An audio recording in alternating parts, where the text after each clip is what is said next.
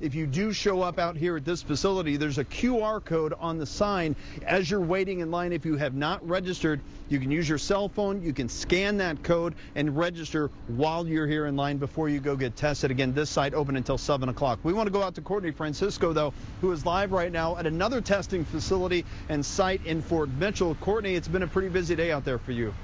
We want to quickly update you on where the COVID-19 case numbers are going. As you can see here nationally, we are well above the 14 and 7-day averages. Moving down closer to the state of Ohio here, this is a big update from yesterday, folks. As you can see here, there are 2,326 new cases. Now, this is a big increase from last night when the number of new cases was well below the 7 and 14-day trends. That's because the new numbers popped up today as the numbers from the weekend finally rolled in.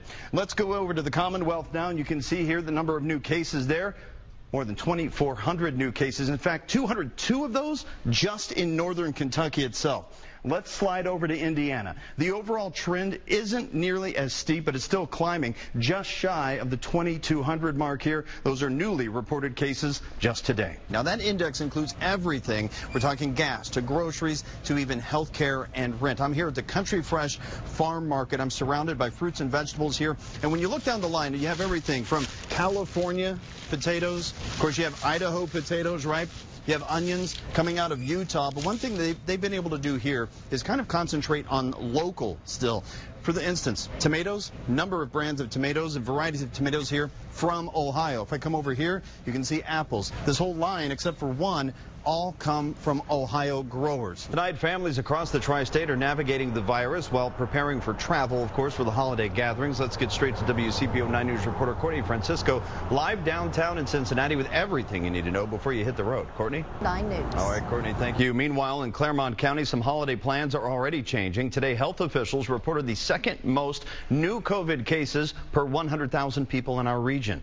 It's a response touching homes as well, hospitals, even library programs. Reporter Larry Seward is live outside the Union Township Library right now with more. Larry, what's happening there? Let's get to Chief Meteorologist Steve Riley. It is a 9 First Warning Weather Alert Day. Every hour that goes by, your data becomes more concise. You get a clearer picture of what's going on. Yeah, we sure do. And as a result, we get more and more confidence about this happening. Yeah. And, you know, it's not just myself, but it's obviously national meteorologists who are placing us in not quite the bullseye, but around that close severe enough area. Yeah, exactly. Get you updated on the weather situation. The good news is the raindrops are fading away. That's great news, and hopefully the warm weather's right behind it. Yes.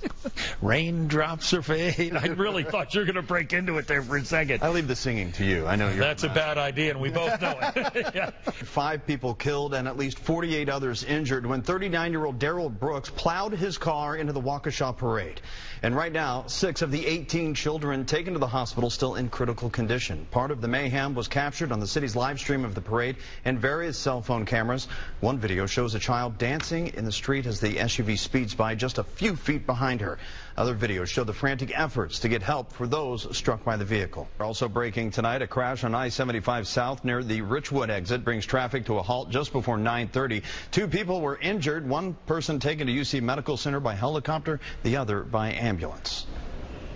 5 days, 5 shootings, and 3 deaths. It's been a tough stretch for Cincinnati. Today, a drive-by shooting on Montgomery Road in Evanston leaves 1 person dead. Last night, we were in the West End for this triple shooting that left 1 person dead. Then on Sunday, a man was shot in Westwood on Anderson Ferry Road. This is the scene. Saturday, 3 people were wounded in what is described as a shootout on Short Vine. And then on Friday, a man was killed in Roselawn. A suspect is under arrest in that case. And that shooting today in Evanston closed that road for more than 3 hours due to the busy evening rush hour. It's also about a third of a mile from Xavier University. Our Josh Bazan is covering that deadly shooting for us. Josh, we understand police have just released the victim's name.